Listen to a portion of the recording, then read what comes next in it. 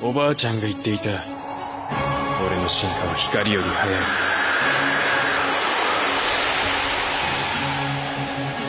全宇宙の何者も俺の進化にはついてこれない。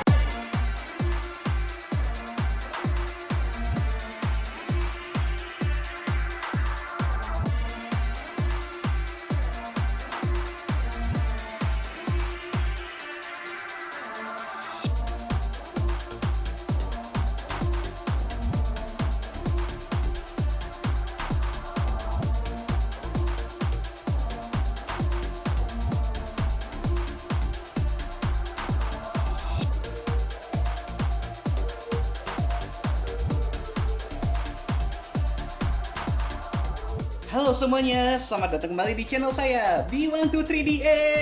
Yeay! Woo! Heboh sendiri ya, karena nggak ada yang hebohin. Oke, baiklah. Kali ini saya ingin mencoba membuat konten yang sedikit berbeda. Saya ingin membuat konten edukasi. Jadi, kali ini saya akan membahas buku tentang Pengantar Manajemen yang ditulis oleh Anang Firmansyah dan Budi W. Mahardika. Oke, segera kita mulai. Kenapa sih kita membutuhkan manajemen? Ada 3 alasan utama dibutuhkannya sebuah manajemen, yaitu untuk mencapai tujuan, untuk menjaga keseimbangan di antara tujuan-tujuan yang saling bertentangan, dan untuk mencapai efisiensi dan efektivitas. Keberhasilan suatu kegiatan atau pekerjaan tergantung dari manajemennya. Nah, sekarang apa arti manajemen? Secara etimologi, manajemen berasal dari kata to manage, yang berarti mengatur. Dalam perspektif yang lebih luas, manajemen adalah suatu proses pengaturan dan pemanfaatan sumber daya yang dimiliki organisasi melalui kerjasama para anggota untuk mencapai tujuan organisasi secara efektif dan efisien. Dalam perspektif ini, ada sejumlah unsur pokok yang membentuk kegiatan manajemen, yaitu unsur manusia, man, barang-barang, materials, mesin, machine, metode, methods, uang, money, dan pasar, market. Man, material, machines, method, money, market. 6M. Keenam unsur ini memiliki fungsi masing-masing dan saling berinteraksi dalam mencapai tujuan organisasi, terutama proses pencapaian tujuan secara efektif dan efisien. Oke, sekarang kita coba bahas satu persatu. Man, yakni sumber daya manusia yang melakukan kegiatan manajemen dan produksi. Ini faktor yang paling penting, karena kalau tidak ada manusianya, ya tidak ada yang di-manage dan tidak ada yang memanage. Siapa lagi yang bisa memanage suatu kegiatan atau usaha kalau bukan manusia? Itu udah pasti ya. Lalu, money, uang. Uang bukan segalanya, tetapi segalanya butuh uang. Itu fakta, oke? Tanpa ada keuangan yang memadai, kegiatan perusahaan atau organisasi tak akan berjalan sebagaimana mestinya. Karena pada dasarnya, keuangan ialah darah dari perusahaan atau organisasi. Hal keuangan ini berhubungan dengan masalah anggaran seperti budget, upah karyawan yaitu gaji, dan pendapatan dari sebuah perusahaan tersebut. Lalu materials, yakni berhubungan dengan barang mentah yang akan diolah menjadi barang setengah jadi atau barang jadi. Lalu mesin, yakni mesin pengolah atau teknologi yang dipakai dalam mengolah barang mentah menjadi barang jadi. Lalu methods, metode, yakni tata cara melakukan kegiatan manajemen secara efektif dengan menggunakan pertimbangan-pertimbangan pada sasaran agar tujuannya tercapai. Lalu market, pasar, yakni tempat untuk memasarkan produk yang telah dihasilkan. Seorang manajer pemasaran khususnya dituntut untuk dapat menguasai pasar, sehingga kegiatan pemasaran hasil produksi dapat berlangsung. Agar pasar dapat dikuasai, maka kualitas dan harga barang haruslah sesuai dengan selera masyarakat dan daya beli masyarakat yang ada. Nah, sebagai contoh, ini.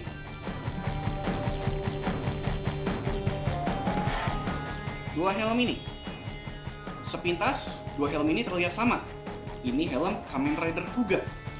Tetapi kalau diperhatikan baik-baik, ya sudah pasti helm ini memiliki bentuk yang berbeda meskipun ini helm karakter yang sama. Helm yang ini ya udah pasti helm yang lebih murah ya, udah kelihatan dari bentuknya. Helm ini sudah pasti ya harganya lebih mahal, bentuknya juga lebih bagus. Apalagi yang ini, tuh matanya bisa menyala, keren banget kan? Oke. Ini adalah helm resin fiberglass. Ini adalah helm standar untuk cosplayer di luar negeri. Di situs-situs jual beli luar negeri seperti di eBay, Amazon, Rakuten, dan lain sebagainya, harga standar helm ini adalah ada di kisaran harga $300 sampai $500. Oke? $300 kalau dirupiahkan dengan kurs 15.000 aja itu sudah 4,5 juta. Belum termasuk biaya shipping dari luar negeri ke Indonesia, lalu pajak bea cukai dan lain sebagainya. Lalu helm ini adalah helm busa ati. Ini helm yang paling baik digunakan oleh para cosplayer yang ada di Indonesia. Helm ini harganya cuma ada di kisaran 250.000 sampai 500.000. Bahkan kalau ada yang lagi butuh uang banget, harga 120 atau 150.000 aja dia lepas. Oke, jadi sebenarnya di Indonesia sendiri ada banyak kostum maker, pengrajin kostum yang bisa membuat helm dari bahan resin. Tetapi mayoritas dari mereka malah lebih memilih membuat helm dari bahan busa ati. Kenapa? Karena daya beli masyarakat Indonesia lebih cocok dengan harga helm busa ati. Ya kita ambil contoh UMR deh. Nah, UMR di Jakarta saat ini kalau nggak salah itu 4,9 juta. Bagi orang dengan penghasilan 4,9 juta per bulan, hampir mustahil bagi dia untuk membeli helm yang harganya 4,5 juta. Itu literally secara harfiah hampir setara dengan 1 bulan gajinya dia. Jadi ya hampir nggak mungkin ada orang yang membeli barang yang hampir setara dengan 1 bulan gajinya. Ya kecuali kalau orang itu benar-benar pengen gitu, benar-benar suka, mungkin dia akan menabung selama beberapa bulan baru akhirnya kebeli. Tapi orang-orang seperti itu yang rela menabung berbulan-bulan untuk bisa mendapatkan helm cosplay seharga jutaan yang notabene masih sering dianggap sebagai mainan, itu jumlahnya tidak seberapa. Orang-orang yang rela menabung berbulan-bulan demi mendapatkan helm cosplay seharga jutaan itu jumlahnya tidak seberapa. Dan kalaupun dia membelinya, dia jadi beli, dia tidak akan membelinya dalam jumlah yang besar. Gak akan sampai puluhan seperti yang ada di belakang saya ini gitu, gak akan sampai sebanyak inilah. Dia paling beli cuma 1 atau 2 helm, paling banyak 5 lah, sekitar segitu. Jarang ada yang lebih dari itu. Jadi tugas seorang manajer pemasaran itu bukan hanya fokus dengan bagaimana caranya memproduksi barang yang sebagus mungkin. Tidak cuma sampai segitu aja, gak cuma di situ. Barang yang terlalu bagus sehingga memakan biaya produksi yang tinggi yang menyebabkan harganya juga akan menjadi mahal, itu tidak ada gunanya. Karena barang yang kemahalan tidak akan laku di pasaran. Karena yang pada akhirnya, at the end of the day, tujuan utama dari sebuah produksi adalah agar barang tersebut terjual, agar barang tersebut bisa laku. Kalau barangnya bagus tetapi masyarakat tidak mampu membelinya, ya tidak ada gunanya, barangnya tidak akan laku. Itu akan jadi dead stock, barang yang tidak akan terjual di pasaran dan ending-endingnya banting harga, rugi juga. Jadi, melakukan sebuah research, melakukan sebuah penelitian untuk menentukan batas kualitas dari suatu barang dengan batas harga suatu barang dan menemukan keseimbangan antara kualitas dan harga dari suatu barang yang akan diproduksi, itu juga merupakan salah satu tugas penting dari manajer pemasaran. Oke.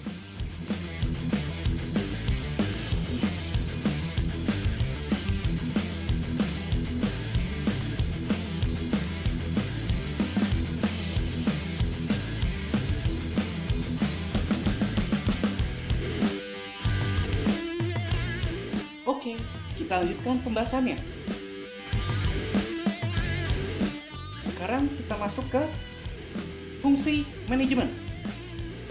Secara general, setidaknya ada 10 fungsi manajemen, yaitu forecasting, planning, termasuk budgeting, organizing, staffing atau assembling resources, directing atau commanding, leading, coordinating, motivating, controlling, dan yang terakhir, reporting. Oke, sekarang kita coba bahas satu persatu. Forecasting. Forecasting adalah kegiatan meramalkan, memproyeksikan, atau mengadakan taksiran terhadap berbagai kemungkinan yang akan terjadi sebelum suatu rencana yang lebih pasti dapat dilakukan. Suatu perusahaan industri harus mengadakan forecasting tentang penjualan hasil produksinya dengan memperhatikan jumlah penduduk pada daerah penjualan, income per kapita anggota masyarakat, kebiasaan membeli, dan lain sebagainya. Lalu planning, termasuk budgeting. Perencanaan merupakan penetapan jawaban kepada 6 pertanyaan, yaitu tindakan apa yang harus dikerjakan, apakah sebabnya tindakan itu harus dikerjakan, di manakah tindakan itu harus dilaksanakan, kapankah tindakan itu dilaksanakan, siapakah yang akan mengerjakan tindakan itu, dan bagaimanakah caranya melaksanakan tindakan itu. Perencanaan atau planning dirumuskan sebagai penetapan tujuan, polisi, prosedur, budget, dan program dari suatu organisasi. Organizing. Organizing dapat dirumuskan sebagai keseluruhan aktivitas manajemen dalam mengelompokkan orang-orang serta penetapan fungsi, tugas, wewenang, serta tanggung jawab masing-masing dengan tujuan terciptanya aktivitas-aktivitas yang berdaya guna dan berhasil dalam mencapai tujuan yang telah ditentukan sebelumnya. Staffing atau assembling resources. Istilah staffing diberikan Walter Gulick, Harold Kohns, dan Cyril O'Donnell. Sedangkan assembling resources dikemukakan oleh William Herbert Newman. Kedua istilah itu cenderung mengandung pengertian yang sama. Staffing merupakan salah satu fungsi manajemen berupa penyusunan personalia pada sesuatu organisasi sejak dari merekrut tenaga kerja, pengembangannya sampai dengan usaha agar setiap petugas memberi daya guna maksimal kepada organisasi. Directing atau commanding. Directing atau disebut juga commanding adalah fungsi manajemen yang berhubungan dengan usaha memberi bimbingan, saran-saran, perintah, atau instruksi-instruksi kepada bawahan dalam pelaksanaan tugas masing-masing bawahan tersebut. Agar tugas dapat dilaksanakan dengan baik dan benar-benar tertuju kepada tujuan yang telah ditetapkan. Intinya, directing atau commanding itu adalah kemampuan untuk menyuruh dan memarahi bawahan. Menyuruh memang tidak harus dengan marah-marah ya. Tapi ada kalanya sebagai seorang manajer atau atasan, mau tidak mau harus bisa menegur dan memarahi bawahannya. Perilaku seseorang tidak menetap pada diri setiap individu. Seseorang dapat menampilkan perilaku tertentu dan pada situasi yang lain, orang tersebut dapat menampilkan perilaku yang lain. Dalam konteks kerjasama pada situasi kerja, perilaku-perilaku ini disebut dengan gaya-gaya Chime. C-nya itu adalah commanding, H-nya itu humanistic, I-nya itu indifferent, M-nya itu marginal, dan I-nya itu enlightening.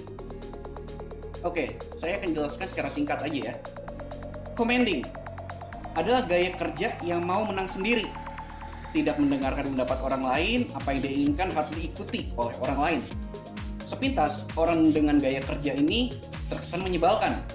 Tetapi, ada kalanya seorang manajer harus bisa mengambil sikap seperti ini, terutama di saat-saat kritis, di mana terjadi perbedaan pendapat antar karyawan, sementara keputusan harus diambil dengan cepat. Tentunya dengan mempertanggungjawabkan segala akibat dari keputusan yang telah diambilnya. Lalu H, humanistic.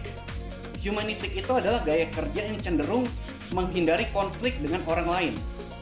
mereka punya keyakinan bahwa hubungan kerja yang baik akan dengan sendirinya memberikan hasil yang baik. Orientasi ambisi dari tipe ini adalah mendapatkan simpati dan disenangi oleh rekan-rekan kerjanya. Oleh karena itu mereka cenderung mengalah dalam suatu perdebatan dan jarang bersedia untuk memberikan feedback yang mungkin dapat menyinggung perasaan orang lain. Jadi istilahnya jaga perasaan orang lah kalau orang yang humanistik itu. Lalu indifferent. Indifferent adalah gaya kerja yang masa bodoh. Yang penting saya nggak repot. Pegawai dengan tipe ini umumnya memiliki komitmen yang sangat rendah, baik terhadap tugas kelompoknya maupun terhadap hubungan dengan sesama rekannya. Contoh nyatanya di lingkungan kita ya waktu ada tugas kelompok deh. Terus ada yang nggak ikut kerja, cuma mau numpang nama doang.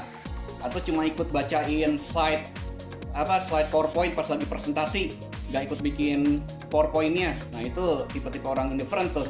Banyak banget kan di komunitas kita. Lalu marginal. Marginal adalah gaya kerja yang dilandasi oleh suatu asumsi bahwa kalau mau selamat, orang juga harus ikut peraturan. Bagi mereka, asumsi ini juga berlaku timbal baliknya. Dengan kata lain, mereka juga berpikir dengan mengikuti peraturan, keselamatan akan terjamin. Yang penting mereka mengerjakan apa yang telah ditetapkan dalam peraturan. Dalam situasi normal, di mana segala sesuatunya berjalan sesuai dengan peraturan, ya orang-orang seperti ini biasanya bisa bertindak dengan tegas. Tapi mereka baru akan menemukan kesulitan saat ada sesuatu yang tidak biasa, yang tidak ada peraturannya. Dalam situasi seperti ini, mereka biasanya akan menjadi pasif dan menyerahkan segala sesuatunya kepada atasan. Dan kalau kebetulan mereka sendiri yang merupakan atasan, mereka akan mencoba untuk mencari input dari orang lain. Asalkan orang tersebut dapat menanggung beban tanggung jawab yang seharusnya menjadi miliknya. Kasarannya gaya kerja ini adalah tipe orang yang maunya cari aman doang. Lalu enlightening. Enlightening adalah gaya kerja yang berusaha untuk mengerjakan tugas dengan sebaik mungkin. Bagi orang dengan gaya kerja marginal, mengikuti peraturan adalah tujuan. Tetapi bagi pegawai dengan gaya kerja enlightening, peraturan adalah sarana atau alat untuk dapat mencapai tujuan. Karena itu mereka tidak terlalu kaku dengan peraturan. Gagasan yang disampaikan oleh mereka umumnya berupa undangan untuk memberikan tanggapan. Sikap ini didasari oleh suatu asumsi bahwa pendapat banyak orang akan memberikan hasil yang lebih optimal. Orang dengan gaya kerja enlightening menyadari pentingnya menjaga perasaan rekan kerja. Tetapi hal ini tidak mengakibatkan mereka mau mengorbankan kualitas kerja. Mereka tidak terhambat untuk mengoreksi kesalahan rekan-rekannya dan sebagai imbalannya, mereka pun bersedia untuk mengakui kesalahannya. Dalam menghadapi konflik, mereka berusaha mengubahnya menjadi situasi pemecahan masalah bersama. Dalam situasi normal atau abnormal yang masih terkendali, enlightening adalah sikap terbaik yang harus ditunjukkan oleh seorang manajer. Tetapi, dalam situasi kritis yang mengharuskan sebuah keputusan harus diambil dengan sangat cepat, maka ada kalanya seorang manajer harus bisa mengambil sikap commanding. Oke, sekarang kita lanjutkan membahas fungsi manajemennya.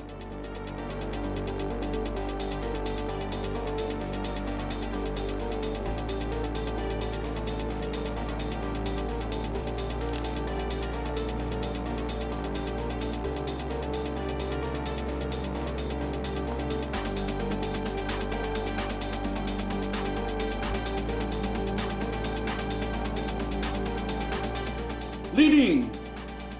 Istilah leading yang merupakan salah satu dari fungsi manajemen yang dikemukakan oleh seorang pakar bernama Louis A. Allen. Dia merumuskan leading sebagai pekerjaan yang dilakukan oleh seorang manajer yang menyebabkan orang-orang lain bertindak. Pekerjaan leading meliputi 5 macam kegiatan, yakni mengambil keputusan, mengadakan komunikasi agar ada bahasa yang sama antara manajer dan bawahan, memberi semangat, inspirasi, dan dorongan kepada bawahan supaya mereka bertindak, memilih orang-orang yang menjadi anggota kelompoknya, serta memperbaiki pengetahuan dan sikap-sikap bawahan agar mereka terampil dalam usaha mencapai tujuan yang ditetapkan. Coordinating atau mengkoordinasi merupakan salah satu fungsi manajemen untuk melakukan berbagai kegiatan agar tidak terjadi kekacauan, percekcokan, kekosongan kegiatan dengan jalan menghubung-hubungkan, menyatu-padukan, dan menyelaraskan pekerjaan-pekerjaan bawahan sehingga terdapat kerjasama yang terarah dalam usaha mencapai tujuan bersama atau tujuan organisasi. Motivating, nah ini yang paling menarik nih.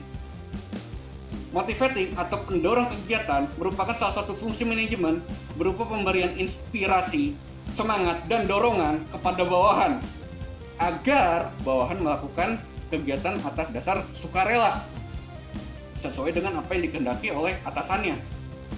Sepintas sih motivating itu kayaknya gampang ya, ngasih motivasi doang, apa susahnya sih? Dulu Mario Teguh aja bisa. Tetapi sebenarnya motivating adalah fungsi manajemen yang paling sulit untuk dilakukan.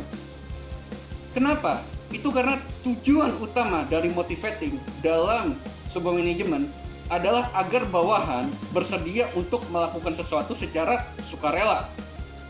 Tetapi di zaman sekarang hampir tidak ada seorang pun yang mau melakukan sesuatu dengan sukarela. Semuanya dilakukan berdasarkan asas give and take. Ya kasarannya ucapan terima kasih doang sih ya, nggak bikin perut kenyang bos. Inilah yang menjadi tantangan terbesar bagi seorang manajer di zaman ini. Oke, lanjut. Controlling atau pengawasan, sering juga disebut pengendalian, adalah salah satu fungsi manajemen yang berupa melakukan penilaian dan sekaligus bila diperlukan melakukan koreksi sehingga apa yang sedang dilakukan oleh bawahan dapat diarahkan ke jalan yang benar agar tujuan awal dapat tercapai. Dan yang terakhir, reporting.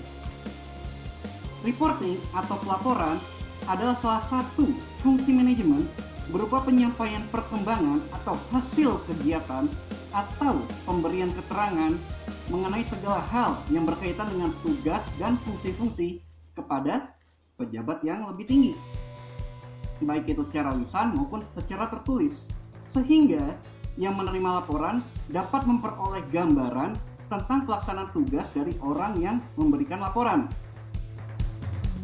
Tugas utama dari seorang manajer adalah memimpin suatu organisasi untuk mencapai tujuan yang telah ditentukan organisasi tersebut.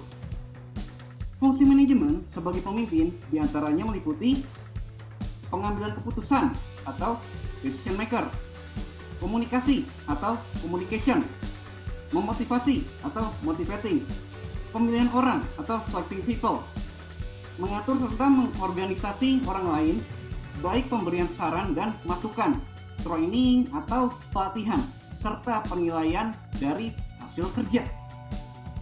Itu adalah fungsi-fungsi manajer ke dalam perusahaan. Sering juga disebut sebagai internal function of a manager. Jadi, fungsi-fungsi manajer ke dalam perusahaan dapat dilihat dari dua sudut, yaitu yang pertama, dari sudut proses, yakni perencanaan, pengorganisasian, penyusunan, pengarahan, dan pengawasan. Lalu yang kedua, dari sudut subjek atau bidang, yaitu keuangan, personalia, produksi, pembelian, dan pemasaran. Selain fungsi-fungsi manajer ke dalam perusahaan, ada pula fungsi-fungsi manajer ke luar perusahaan yang kita sebut sebagai external function of a manager.